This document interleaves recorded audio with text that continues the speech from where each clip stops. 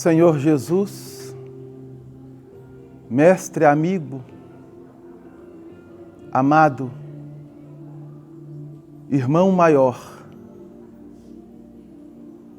neste momento reunidos em vosso nome, rogamos, Senhor, o amparo, onde a vossa paz nos envolva, envolvendo não somente nossos corações e pensamentos, mas toda a casa que nos acolhe. E somados com os vossos mensageiros aqui presentes, possamos irradiar para toda a humanidade estas vibrações de paz, de fraternidade, de amor. Que possamos, Senhor, nesta manhã de estudos, buscarmos a compreensão do Teu Evangelho pelas luzes da doutrina dos Espíritos, reafirmando em nossa intimidade a proposta da renovação para o bem, na busca contínua do Teu amor para a casa do Pai. Assim sendo, Senhor, te rogamos, sê conosco, hoje e sempre, que assim o seja.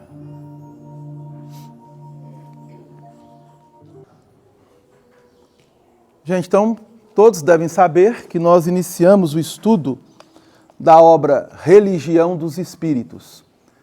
Tem alguém que está vindo aqui pela primeira vez? Essas duas? Senhora? Como é que a senhora chama? Werlane. Seja bem-vinda. Como é que é o seu nome? Você? Vanessa. Seja bem-vinda. O senhor? Gerson. Jesus. E Kelly. Sejam bem-vindos.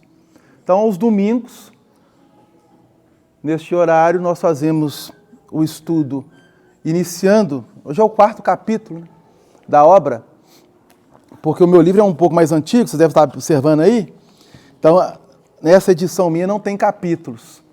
Então, é o 4º capítulo, cujo título é Memória Além Túmulo.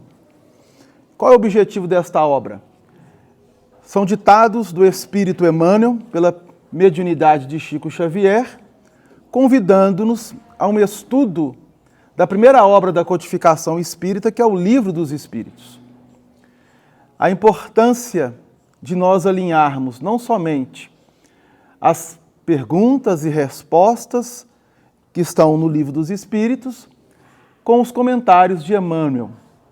E lá no prefácio da obra, ele vai nos lembrar que ele traz, de forma bem singela, bem simples, algumas anotações por parte dele e da própria espiritualidade em torno dos temas que foram estudados na cidade de Uberaba no ano de 1959, nas reuniões públicas que aconteciam segundas-feiras e sextas-feiras, na Comunhão Espírita Cristã, que é uma casa espírita da cidade de Uberaba, onde Chico Xavier, nessas reuniões, estava presente.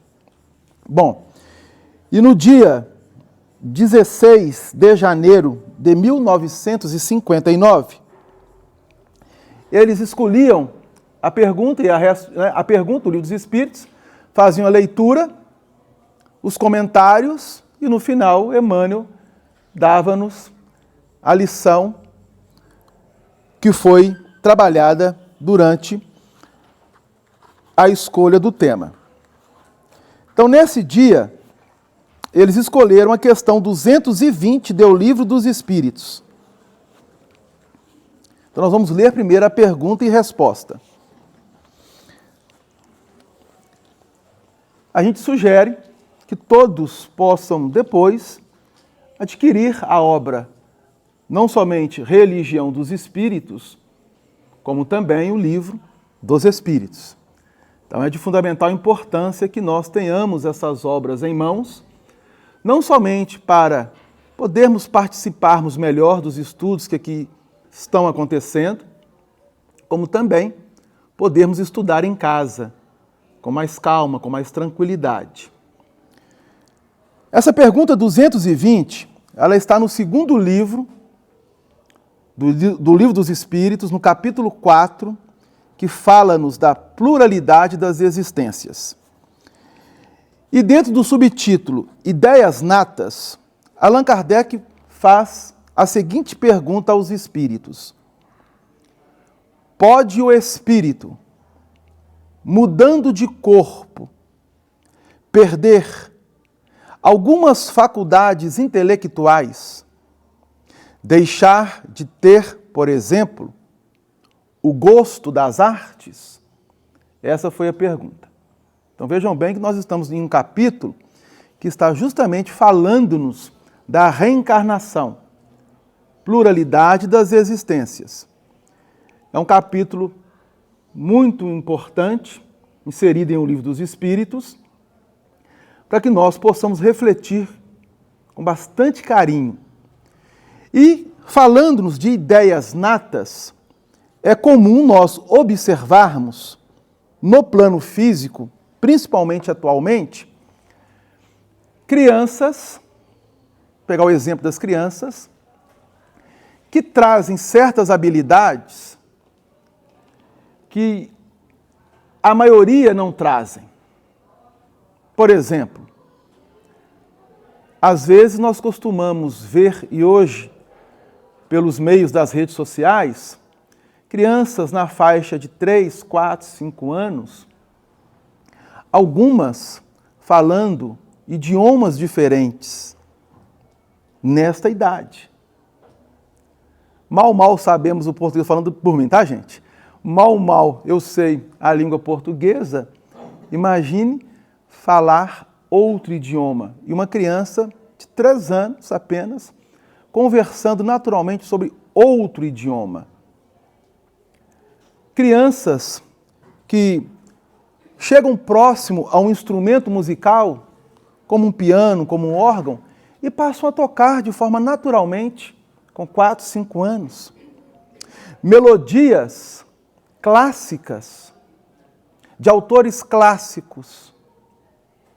E a grande pergunta é: como que tais crianças conseguem exteriorizar potenciais que muitos de nós, adultos, não conseguimos? De que forma? Enquanto muitas outras têm grandes dificuldades, às vezes, para iniciar a falar, a pronunciar. Bom, tudo isso se prende à reencarnação. A justiça da reencarnação, que nós estamos, dentro da doutrina espírita, compreendendo agora de uma forma melhor. Porque a reencarnação, como bem o sabemos, ela não é um ensinamento que veio pelos espíritos superiores dentro da codificação espírita. É uma lei que antecede a nossa trajetória no plano da Terra. É uma lei que antecede a formação do nosso próprio planeta. É uma lei que nós estamos aprendendo ser divina. E por ser divina, perfeita e já existente, desde quando Deus, vamos colocar essa palavra, estatuiu as suas leis no universo. Bom, o espírito, mudando de corpo, perder algumas faculdades intelectuais? Pode. Deixar de ter, por exemplo, o gosto das artes? Então, Allan Kardec, na pergunta, já parte do pressuposto que este espírito está desencarnado em uma região do plano espiritual e que terá a oportunidade de retornar ao plano físico em uma nova reencarnação, para uma nova etapa da sua vida, em uma nova existência no corpo físico. E se ele adquiriu habilidades tais como alguma coisa relacionada à arte, pode ser a poesia, a literatura, a pintura, a uma escultura, a música. E atentamos para a pergunta, ele colocou faculdades intelectuais. Ele aqui não abordou a questão moral. Ele apenas frisou na pergunta faculdades intelectuais. Precisamos então prestar essa atenção também quando lemos o Livro dos Espíritos. Resposta: sim. Desde que conspurcou a sua inteligência ou a utilizou mal.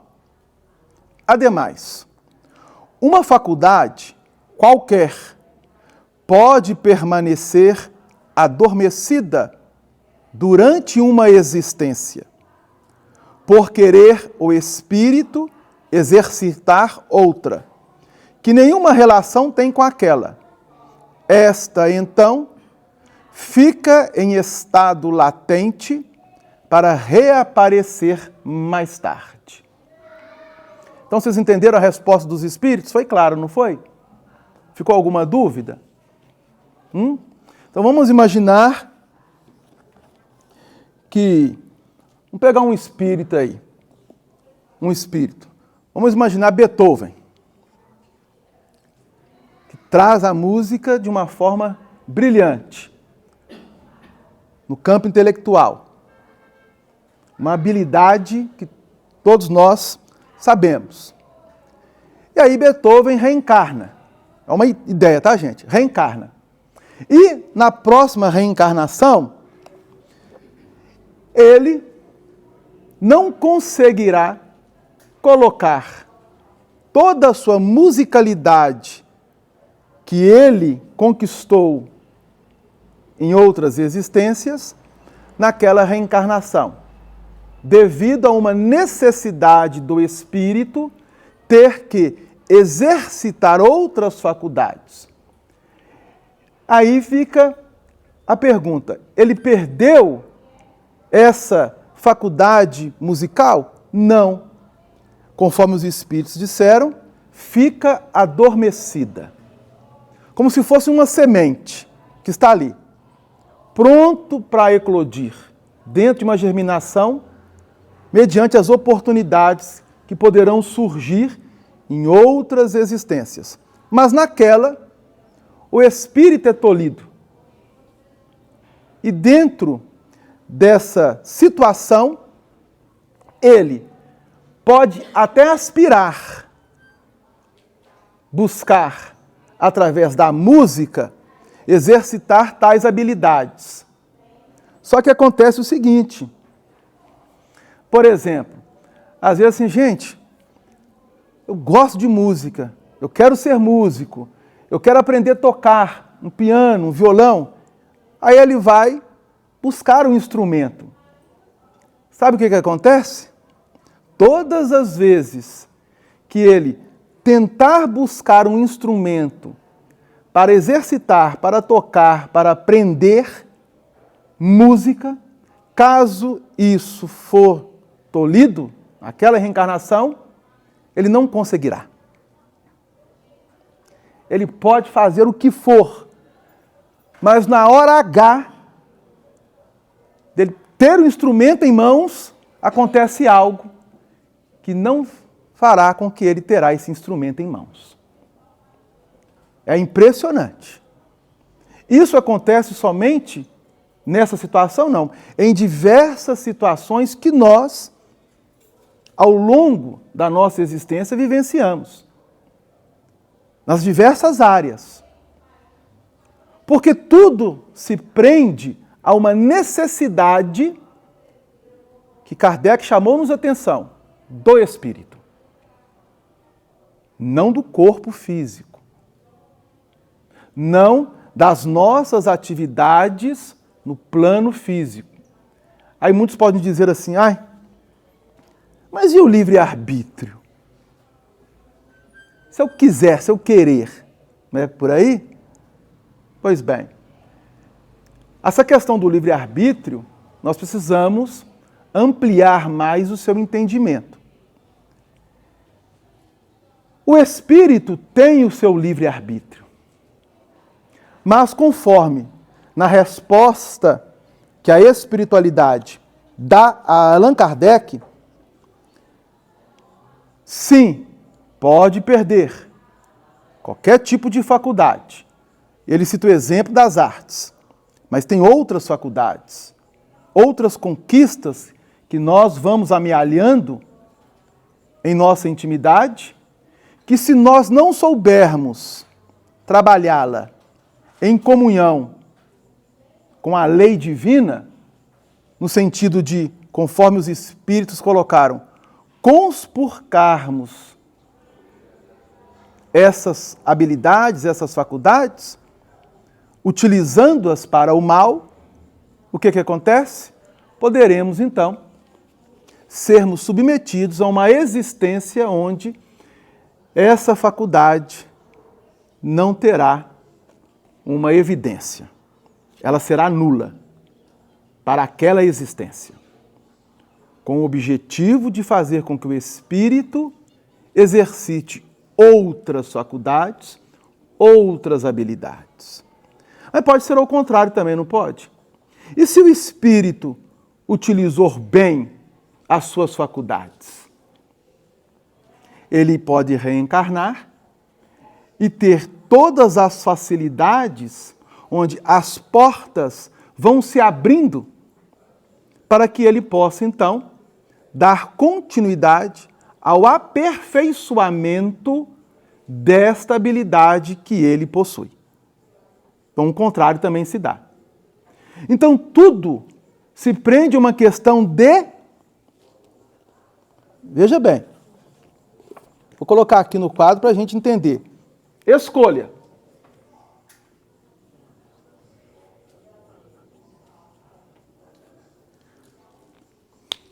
É a escolha do Espírito. Nós escolhemos aquilo que é o melhor para nós. Mediante as nossas escolhas, nós vamos então caminhando entre aquilo que gostamos de realizar e de fazer, que em muitas situações será oposto à lei divina. Porque a nossa vontade é uma, a vontade de Deus é outra. Como ainda não somos espíritos cuja perfeição nos permite termos escolhas melhores no sentido de fazermos uma programação reencarnatória em comunhão com a espiritualidade, nós então vamos ser submetidos, mediante as nossas reencarnações, até conseguirmos sair deste círculo, às nossas escolhas. Adelano, mas como assim? Eu fiz essa escolha? Fez. De que forma? Porque a escolha não é somente você decidir pelo seu intelecto. Exemplo, você chega em um restaurante, você vai escolher o prato que você queira comer. E aí a pessoa pergunta se você vai beber alguma coisa? Sim. que você quer? Um refrigerante, uma água, um suco? Você faz a escolha. Eu quero uma água, quero um suco, eu quero. Então, isso, assim, para a gente entender num exemplo bem rasteiro. Você escolhe. Porque tem escolhas que não é somente através da capacidade intelectual que nós o fazemos. Tem escolhas que partem dos nossos sentimentos, das nossas emoções. E muitas das vezes, ou na maioria das vezes, nós não conseguimos ainda ter um domínio das nossas paixões. Essas escolhas, mediante paixões desordenadas e desregradas, trazem para nós situações pelas quais devemos passar e que nem sempre nós iremos gostar. Deu para entender? Ficou claro?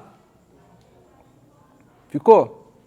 Então, por exemplo, vamos pegar o exemplo de André Luiz. Está lá no plano espiritual, mediante a obra Nosso Lar. Quem já leu a obra Nosso Lar, vai relembrar. Quem não leu, sugerimos lê-la. E quem já leu e ainda não leu, leiamos de novo estudando a obra. Porque é uma obra importantíssima, onde André Luiz, em comunhão com a espiritualidade, faz um trabalho muito importante, fazendo com que nós busquemos, nos exemplos que ali são trabalhados, abrirmos as obras da codificação e penetrarmos nas lições que os Espíritos nos direcionam de uma forma que fale mais diretamente a nós. Então, André Luiz nos dá essa oportunidade. Ele está lá no plano espiritual. E, de repente, após um dia de trabalho, de serviço, vocês vão relembrar, ele no Ministério da Regeneração, onde ele ficou nas câmaras de retificação, trabalhando quase que o dia todo, ele se lançou ao trabalho, faltava trabalhadores. Engraçado que no plano espiritual também falta trabalhadores, tá, gente? Não é só no plano físico, não. Aí a Narcisa, que é uma das personagens, diz assim: Tobias, nós teremos problema, porque nós vamos receber um grupo de irmãos que estão vindo das regiões umbralinas, que foram acolhidos pelos irmãos samaritanos. E a previsão de chegada é mais ou menos tal hora, e faltam-nos trabalhadores para recebê-los. Aí ele pergunta: cadê fulano? Cadê ciclano? Cadê? E ela vai falando, tá ali, tá. Ou seja, todos estavam já alocados em outras funções. Aí o André Luiz, ouvindo, disse assim: olha, eu posso ajudar naquilo que for possível. Tobias obviamente, que é um dos personagens do livro, que é uma espécie ali de gerente da Câmara de Retificação, falou assim: eu vou aceitar a sua ajuda. Tem algum problema? Não. Pode ser? Pode. Tranquilo. André Luiz fica. Os trabalhadores chegam.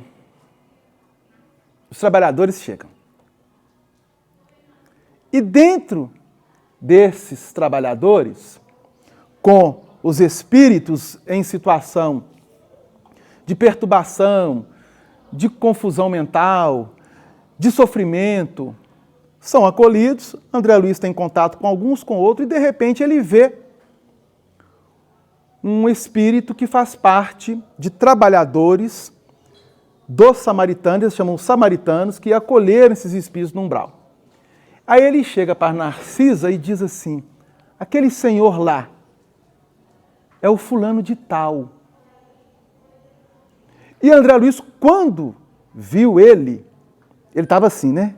É a Narcisa aqui para ele. Quando viu ele fez assim, para Narcisa. De costa. Estou supondo, tá, gente? Porque no livro não está narrado isso, não. Por quê? que ele fez isso, talvez de costa? Porque não queria que o irmão o visse. Silveira. Ele via, né? Ele via de costa. Aí ela fala assim, o que foi, André Luiz? Aquele senhor lá, qual senhor? Aquele lá, né? A ideia vem à cabeça dessa forma. E ele narra, então, uma história que aconteceu, que ele tinha um contato com aquele senhor, no plano físico, e ele narra a Narcisa a história. E a Narcisa fala assim com ele, olha, ele é muito ocupado. Se eu fosse você, não perderia a oportunidade. E eu iria até lá, conversaria com ele, e se você sentir no seu coração que deva pedi-lo perdão, peça. Aí, ele ficou assim, como se diz, e agora? E o medo de chegar próximo a ele. Por quê? Quando André Luiz estava encarnado, e ainda era jovem, o pai dele era um senhor que tinha muitos bens, e dentro desses bens, várias casas de aluguéis. E o Silveira era um dos inquilinos, cujo pagamento dos aluguéis estava um pouco atrasado. As dificuldades da vida, né, gente? Estava atrasado. E o senhor Silveira foi à casa do pai de André Luiz, onde estava a mãe de André Luiz, o pai e o André Luiz, pedindo para ele segurar um pouco as pontas, que logo, logo ele ia acertar, se ele não desse mais um tempo. E o pai do André Luiz foi ríspido, dizendo para ele que o prazo já havia se esgotado e que ele teria X horas para desocupar a casa. E ele ali implorando e pedindo que não teria para onde ir. Se ele poderia, pelo menos, permitir mais um tempo. E o pai bateu os pés, dizendo que não. Quando a mãe de André Luiz foi tentar abrir a boca para intervir, o pai olhou para ela e disse assim, não se meta. Que coisa, né? O homem é danado, é difícil, raça. O homem é uma raça, né, gente? Não tem lógica, não. Para a gente ver o grau de machismo de nós, seres humanos, especialmente nós, espíritos encarnados em corpo masculino, tamanha ignorância. E a mãe de André Luiz, vendo a necessidade daquele senhor, com a família, a mãe e os filhos, que era a esposa e os filhos do senhor Silveira. E aí, quando o senhor Silveira vai embora, o pai de André Luiz passa um sermão na mãe dele. E André Luiz escutando. E o André Luiz concorda com o pai. E fala, não, mãe, a senhora está errada, a senhora não pode intervir. Tá. Concordou. Nunca mais ouviu falar do senhor Silveira. A vida passou. As coisas que acontecem no dia a dia, ele topa com o senhor Silveira no plano espiritual. Sendo um trabalhador da cidade espiritual de nosso lar, que acolhe espíritos em regiões umbralinas em situação de sofrimento. E a Narcisa fala, ele é muito ocupado. Se não for agora, não sei quando terá outra oportunidade. E ele vai. Quando ele chega próximo, o Silveira o vê, abre um sorriso, vai ao encontro dele e abre os braços e dá um abraço nele, mas o André Luiz fica com os braços assim, ó, como se diz, paralisado, sem saber o que fazer. E aí ele diz, André, você por aqui? Não sabia que já tinha retornado. Como estás? Aí o André Luiz passa a gaguejar, tentar falar, né, que está bem, que não está bem e tal, e passa a relembrar para ele, pedindo desculpas e perdão pela época em que eles estavam encarnados e ao acontecimento que o pai fez com que ele se submetesse. O senhor Silveira diz assim, André Luiz, agradeço o seu Pai por tudo aquilo que ele me fez. E tenho enorme gratidão, porque através de tudo isso que aconteceu, peguei minha família, voltei para o interior. Então, nós estamos na cidade de Rio de Janeiro, voltei para o interior e no interior reconstruir minha vida com minha esposa e meus filhos, dentro de um trabalho digno e árduo, que talvez, se eu ficasse nas condições em que me encontrava, talvez não teria, na minha última existência, tantas bênçãos quanto recebi do Pai maior, pelo trabalho digno e pela forma como que direcionei a educação dos meus filhos. Sou grato a seu pai. O André Luiz murchou, né? Ficou murcho naquela hora. Falar o quê? O que significa isso? Escolhas. Silveira escolheu o perdão.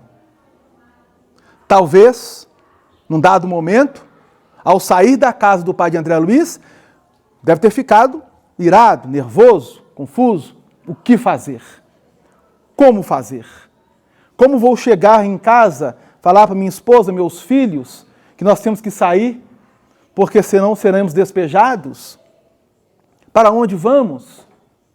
Bom, a questão é que diante da escolha, ele não se revoltou e não guardou dentro de si mágoa para com o pai e a família de André Luiz, a tal ponto, que o Silveira já sabia que o pai de André Luiz estava desencarnado e que tentava também ajudar o pai de André Luiz no processo da sua desencarnação, devido mesmo estar em regiões umbralinas. Ele fez essa escolha para o bem. Poderia ter sido uma outra escolha? Poderia. Justo. Então, partiu dele. E essa escolha dele serviu como exemplo para a família, na direção dos filhos.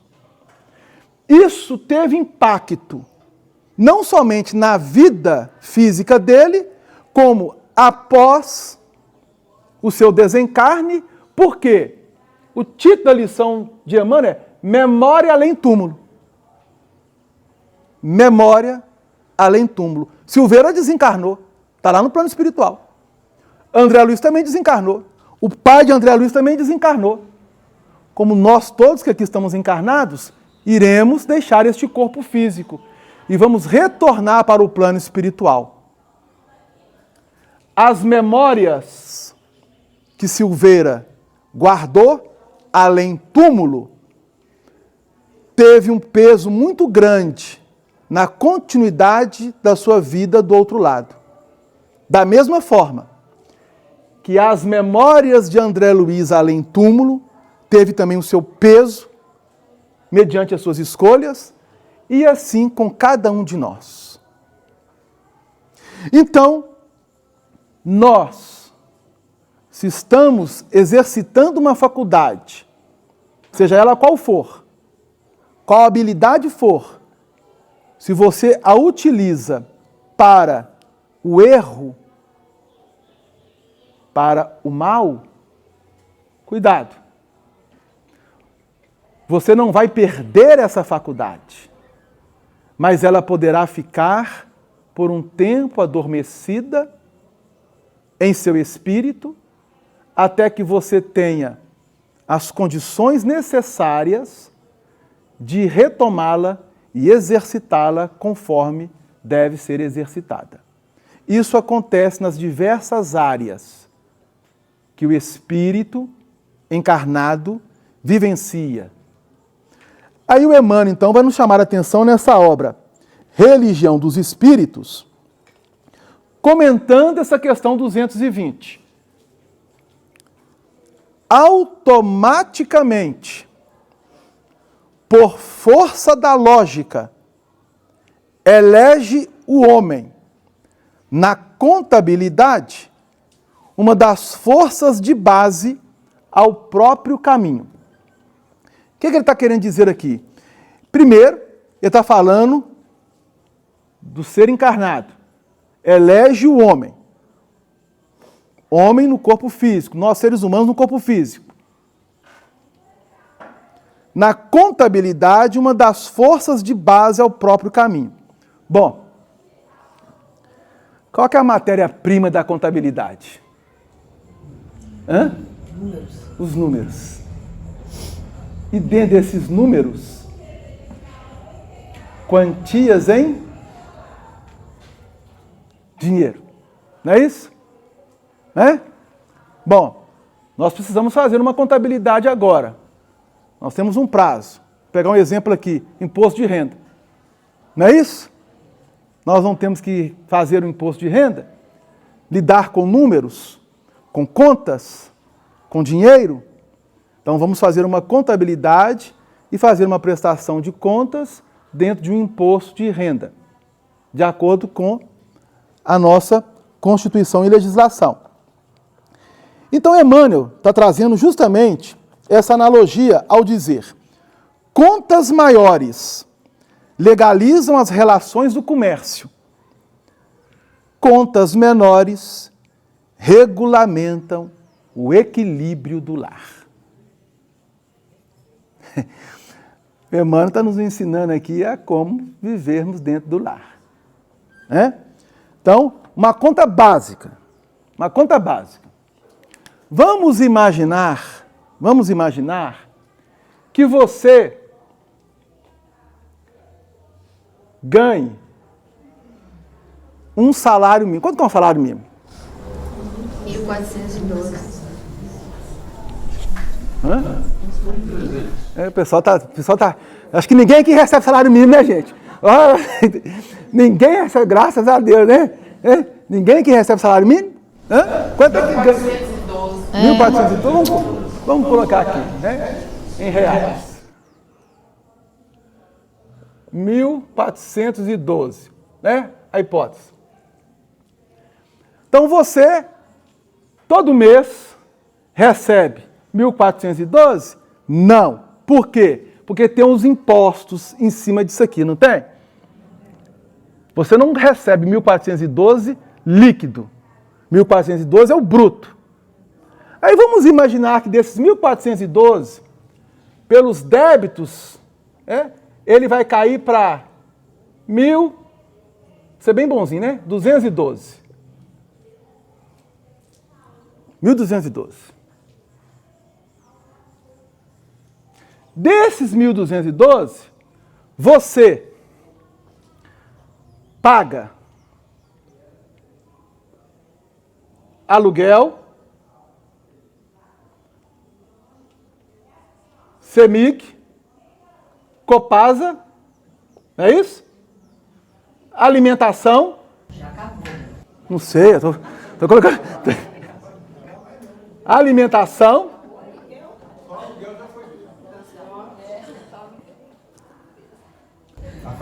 Então vamos imaginar que só esse valor aqui já bateu os 1.212, né? Alimentação, aquela é só o pacote de arroz, feijão, óleo, sal e um macarrão, né, gente? Porque uma fruta, maçã não entra aqui. Maçã sem chance. Principalmente se for aquela maçã argentina. Não tem como. 22 e tantos reais o quilo, não dá.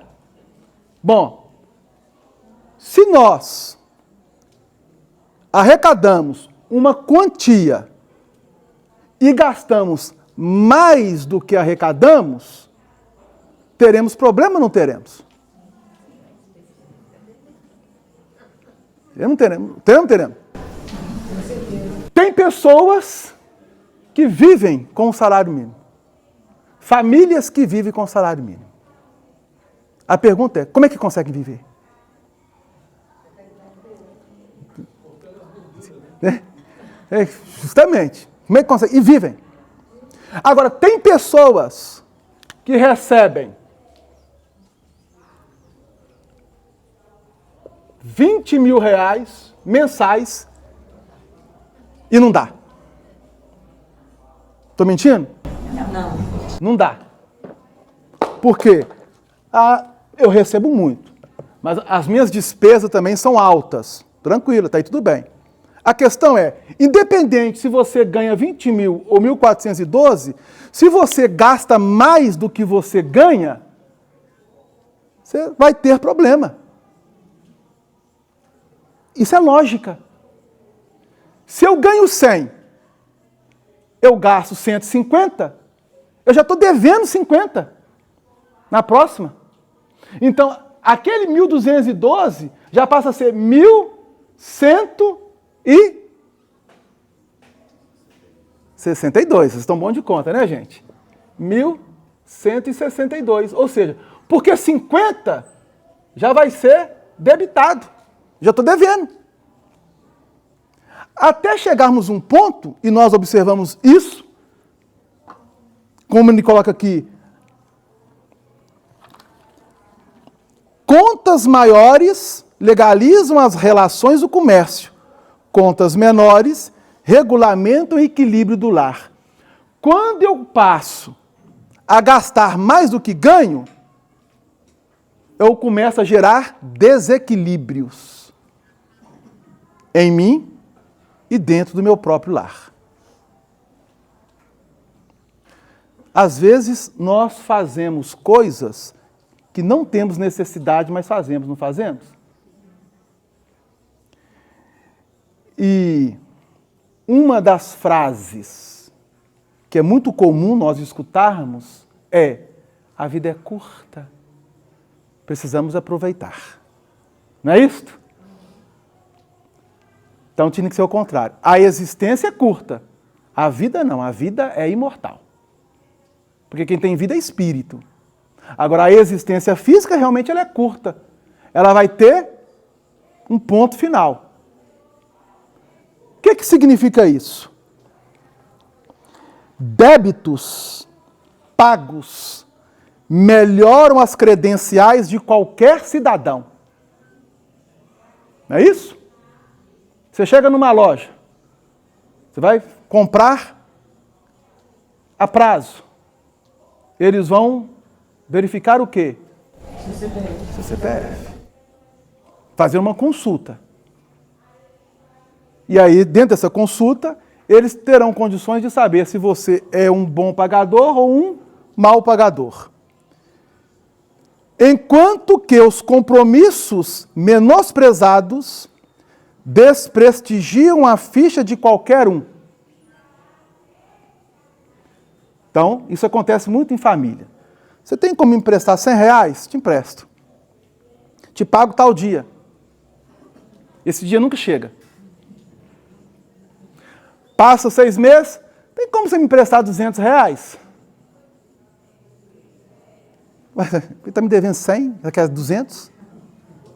Como é que ele vai me pagar? Ele não conseguiu pagar 100, como é que ele vai pagar 200? Com 100, 200, 300. Não é assim? É.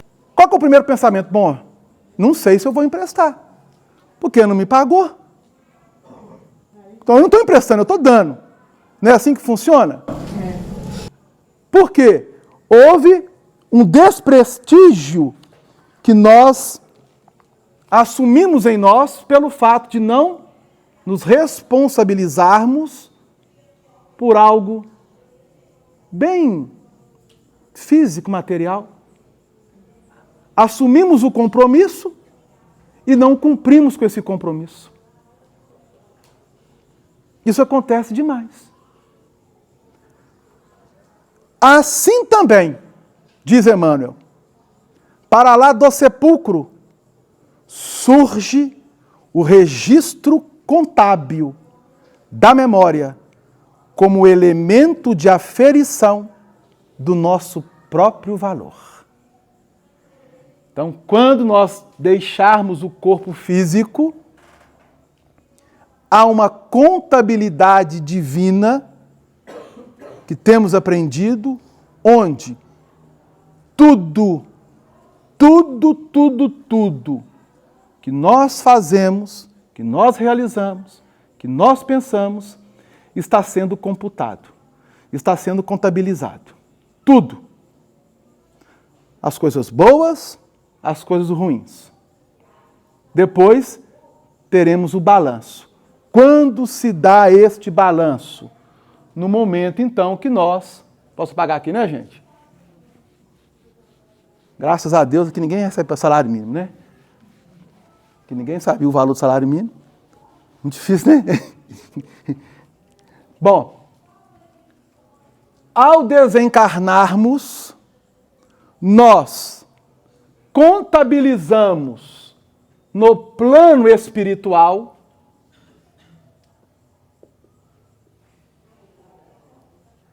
nossa contabilidade no plano espiritual terá como um fator de base, conforme ele colocou aqui no início da lição, no caso os números, o dinheiro, as nossas escolhas, sendo boas ou más. Dentro dessas escolhas, as atitudes dentro daquilo que nós escolhemos. A forma como nós nos conduzimos mediante essas escolhas. Porque eu posso escolher algo, mas fazer isso de uma forma bastante negativa, com uma energia ruim. E eu posso escolher, ou não posso escolher em fazer alguma coisa, mas sou levado a fazer. Num dado momento, vou até meio receoso, mas no desenvolvimento da lição, eu abro as portas do coração e faço com alegria. Essas escolhas são contabilizadas na nossa ficha espiritual quando adentrarmos o plano espiritual. Vou colocar direito aqui, né, gente? Quando chegarmos no plano espiritual.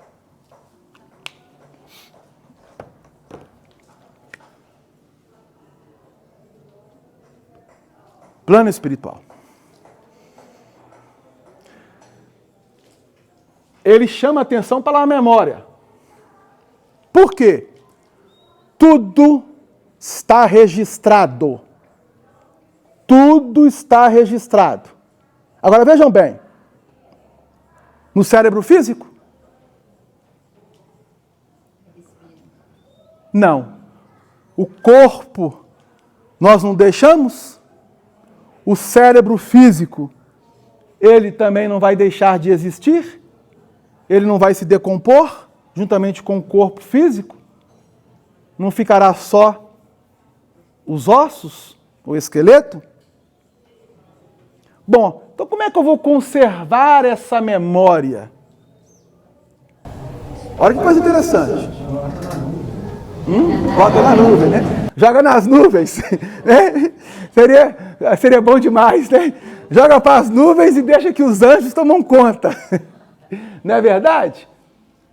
Então, a doutrina espírita nos esclarece que essa aqui está ruim. Temos o corpo físico. Temos o corpo físico. Neste momento, nós estamos nele. Quando perdemos o corpo físico, nós continuamos a existência no plano espiritual com o corpo que envolve o corpo físico, que é o perispírito. Então nós temos, além do corpo físico, esse deixa de existir pela desencarnação. O perispírito, que é o nosso corpo perispiritual, que vai ter a mesma aparência da última encarnação, vai se apresentar lá.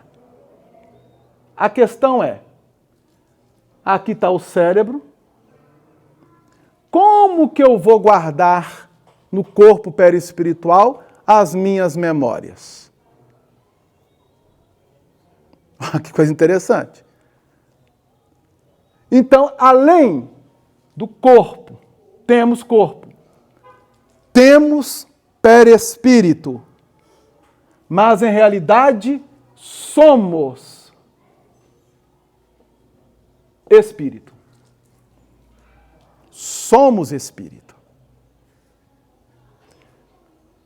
Quem tem todas as faculdades e vai trabalhando essas faculdades na sua evolução é o espírito, utilizando das ferramentas, dentre elas, o corpo perispiritual que o envolve, que é a conquista do espírito, é ele que conquista o perispírito, e o corpo físico, que é também uma ferramenta, um instrumento que o espírito utiliza, num plano mais denso como o nosso, para enriquecimento dos seus valores. Mas se o corpo físico desencarna,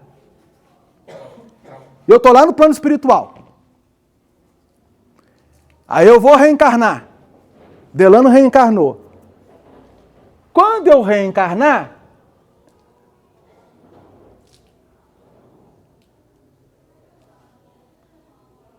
estou aqui no corpo físico. Está parecido, não está?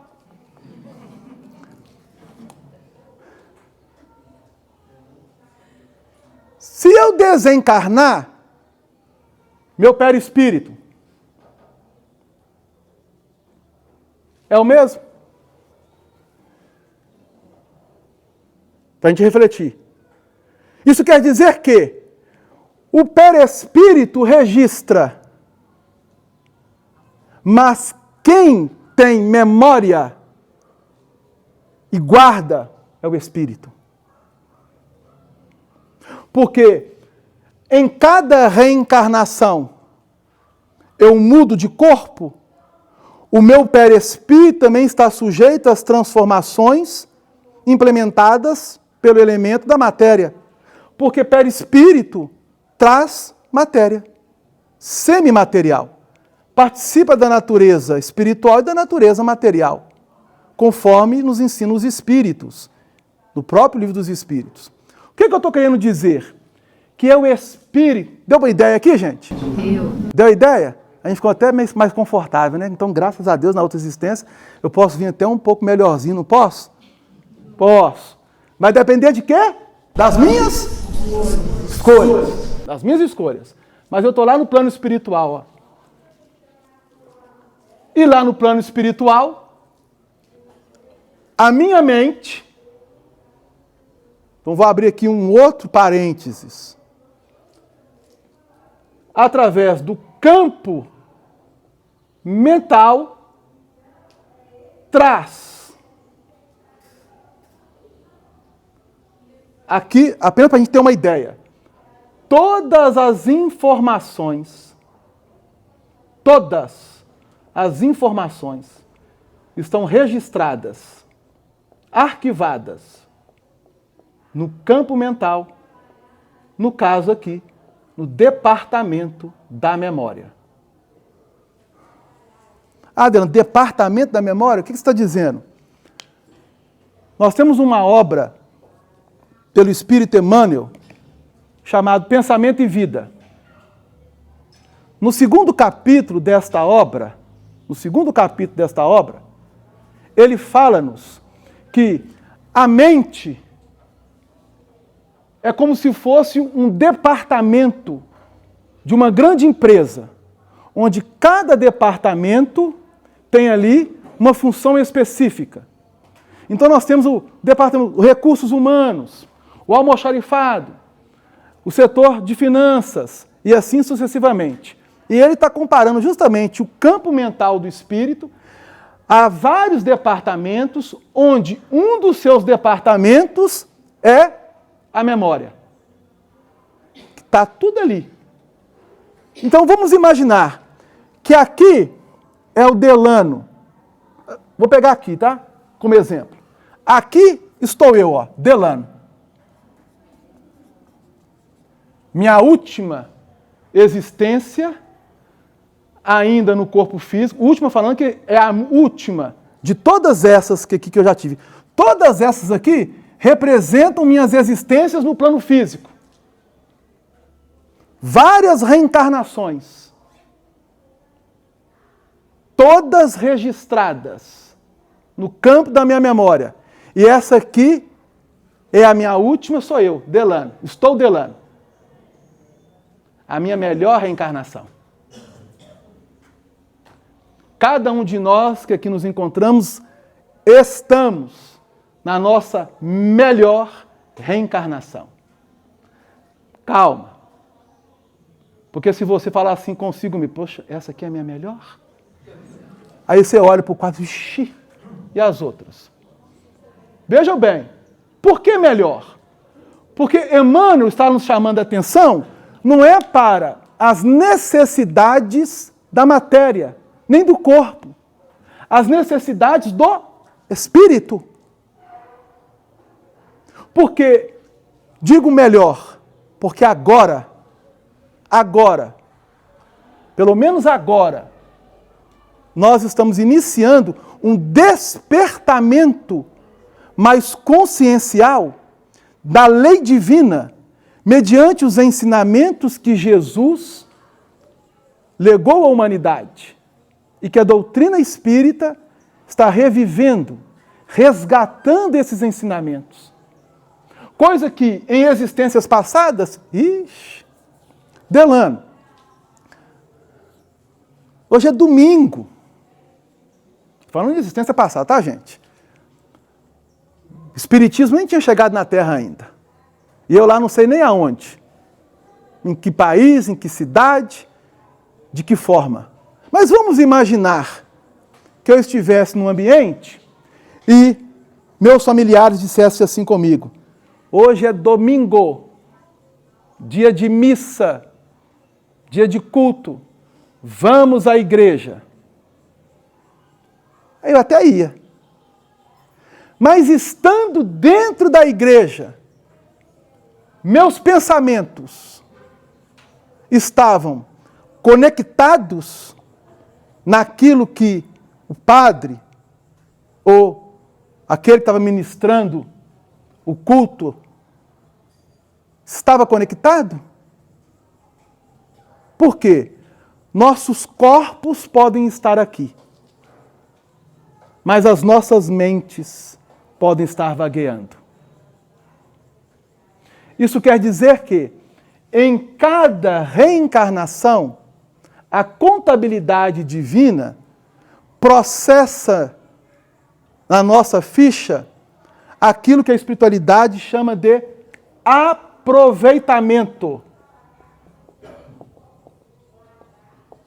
É que Emmanuel colocou aqui para nós. Olha o que ele diz. Assim também, para lá do sepulcro, surge o registro contábil da memória, como elemento de aferição do nosso próprio valor. Qual foi meu aproveitamento nessa encarnação de Delano? Aí eu posso chegar lá na espiritualidade e receber uma nota, não posso? Aí podemos pegar de 0 a 100, né? 10, 20, 30, 40, 50, e eu receber uma nota. 50%. Uma ideia, tá? Delano aproveitou da sua encarnação 50%. E essa é a minha melhor. Porque nas outras eu tinha aproveitado apenas 30, 40, 20. Então 50%, ó, beleza, tá melhor. Mas é o ideal? Por quê? Está vermelho. Nem passa de ano. Foi reprovado. O objetivo é pegar a nota verde. Então, quando nós alcançarmos uma nota boa, vou colocar 100 não, porque 100 é demais, né? Mas vamos colocar uma notinha boa aqui, né, Gladys? 75%. Se nós conseguimos aproveitar 75% da nossa encarnação, quando eu falo aproveitar, não é as coisas da vida material, não. é aquilo que é necessidade do espírito, como Emmanuel nos chama a atenção. Nós, então, vamos iniciar conosco um campo de registro de memórias positivas. Positivas. E esse registro de memórias positivas, quando o espírito chega numa posição, ele não se lembra, porque ele age de forma tão espontânea que coisas boas nós fazemos e passamos. Coisas ruins nós ficamos alimentando no campo íntimo, abrindo mágoa, frustração, remorso. Aí Bezerra de Menezes desencarna. Está lá no plano espiritual. Acabou de desencarnar. E houve um canto maravilhoso. A irmã chega e fala assim, o que é isso? É um canto. De quê? De algumas pessoas que vieram lhe receber, que souberam da sua desencarnação. Quer levantar e ver? Quero. Ele se levanta, abre e vê uma multidão de pessoas. Mas o que é isso? Quem são esses? São todos aqueles a quem você fez o bem. Eu não fiz nada. É uma ideia. Diferente de André Luiz. Aquele é o Silveira. Virou as costas. Não é assim? Deu as costas. Por quê? A memória, de forma negativa, pela consciência do espírito, não precisa você nem falar. Porque o campo emocional e vibratório do espírito reage automaticamente. É só nós refletirmos.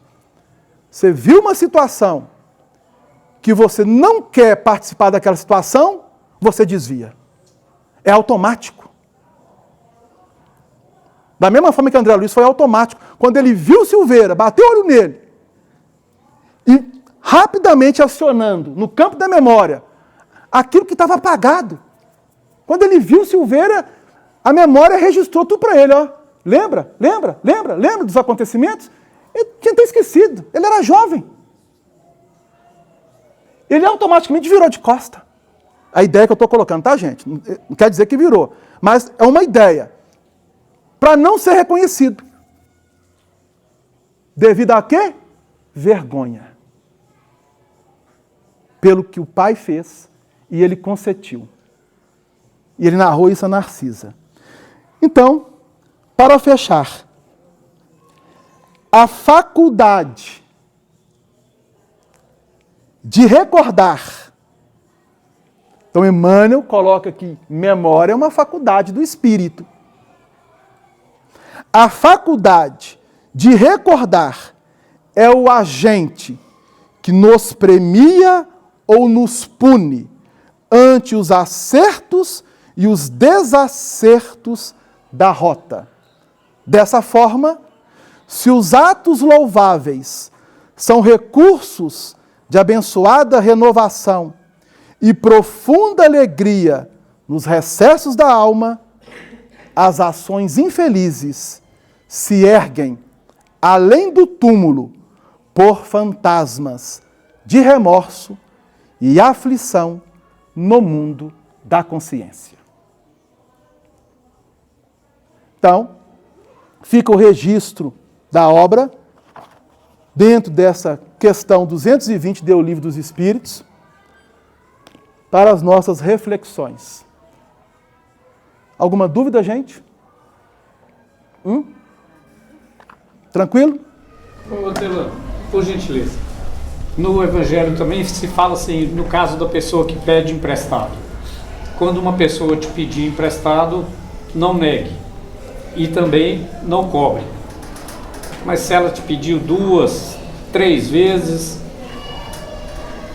aí como ficaria uma situação dessa, por exemplo? Justamente. Jéssica, Sim. que eu sou bom de memória, né, Jéssica? Tá bom? Eu vou de memória. Se nós fôssemos realmente cristãos, na acepção plena da palavra, nós agiríamos de forma espontânea. Porque Jesus ensina, conforme você relembrou, alguém te pede uma capa, dele toda a capa. Alguém te pede para caminhar 1000 passos, caminhe 2000 passos.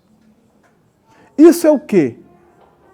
É você mostrar a outra face da moeda. Quando nós aprendermos a sermos mais espiritualizados, nós não vamos perder tempo com questões puramente materiais. Então nós precisamos fazer uma reflexão.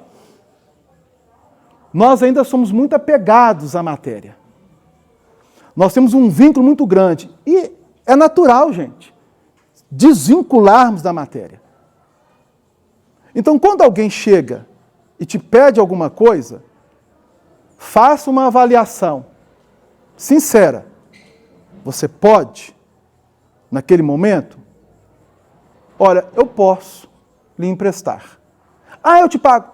Pague quando puder. E esqueça. Esquece. Ok? Mas se alguém chegar e te pedir, e você não tem condições, às vezes não tem condições, olha, eu não tenho condições de lhe ajudar, neste momento. Estou sendo sincero. Não posso. Tranquilo. Hajamos com naturalidade, sem temer nada. Por quê? Nós também temos necessidades. E nem sempre, nós vamos estar em condições de ajudar no momento que alguém pedir. Nem sempre. Mas se não conseguimos ajudar materialmente, que nós vibremos e envolvamos a pessoa nos nossos melhores sentimentos, para que ela consiga caminhar com tranquilidade. Nós estamos lembrando aqui da passagem do Evangelho, quando Jesus fala, dá a quem te pede. Ele não fala, dá o que te pedem. Ele fala, dá a quem te pede. Sim. Porque a gente precisa perceber, nessa colocação que está sendo trazido, a utilidade para aquela criatura em termos de valores morais que ele pode estar consolidando. Porque, às vezes, em nome da caridade, entre aspas, aqui, a gente pode criar uma dependência numa pessoa. Tudo que se quer, ela vai te procurar em questão financeira. Isso não é útil para ela em termos de crescimento. Uma acomodação e etc. Então a gente precisa ter esse discernimento, para saber até onde aquilo pode ser efetivamente útil para ele em termos de crescimento. Então isso não é fácil da gente, às vezes, separar essas coisas. No livro Os Mensageiros tem capítulos lá importantes nesse sentido. Vale conhecer. Sim. Então, aí, sugestão do Éder é que realmente precisamos pensar. Temos limites. Eu tenho que conhecer meu limite. Eu posso até aqui, mas eu não posso. Então Jesus nos ensina doar aquilo que a pessoa necessita. E nem sempre o que a pessoa pede é o que ela necessita. A gente tem que ter esse discernimento conforme o Éder colocou. Rapidinho só. Igual ele falou, quando a pessoa for te pedir, você colocou bem, pensa se você pode ajudar ou não, e pensa se você não vai ficar incomodado com aquilo. Se você já sabe que a pessoa não é boa pagadora, vamos dizer assim, vai devolver, então já pensa não em emprestar, pensa em dar. Você fala para ela, está emprestando, paga quanto puder, mas pensa em dar, em doar, para esquecer que você colocou. Se você não esquecer, ficar remoendo aquilo, vai te fazer mais mal do que te faz mal. Gente, vou ser sincero com vocês. Não é fácil ser cristão. É? Então, olha o nosso aproveitamento. Por isso que estamos aqui. Todos nós somos necessitados de algo. Uns mais, outros menos, de acordo com cada um. O que é mais importante, sabermos valorizar tudo aquilo que nós usufruímos no plano físico. Usufruímos, porque nada é nosso, nem o corpo físico. Está emprestado. Mas saibamos eleger as melhores coisas, conforme também a narrativa do Evangelho, onde as irmãs de Lázaro, Marta e Maria, uma delas escolheu a melhor parte. Então, vamos também atentar para isso. Mas nós vamos fechar o livro Religião dos Espíritos, vamos caminhar com ele um bom tempo. Estamos no 4º capítulo. É importante, sugerimos as pessoas terem, para que juntos possamos caminhar nesses ensinamentos. Vamos fazer a prece final e após a prece, um recadinho rápido nós vamos dar aqui, ok? Senhor Jesus, agradecemos este momento de reflexões em torno dos vossos ensinamentos, revividos pela doutrina dos Espíritos. Pedimos, Senhor, que a vossa paz envolva toda a humanidade e que nós, abrindo nossas consciências à realidade maior da vida, saibamos ser semeadores desta paz. Que a vossa luz nos direcione e que teu amor esteja em nós e em todos, hoje e sempre, que assim o seja.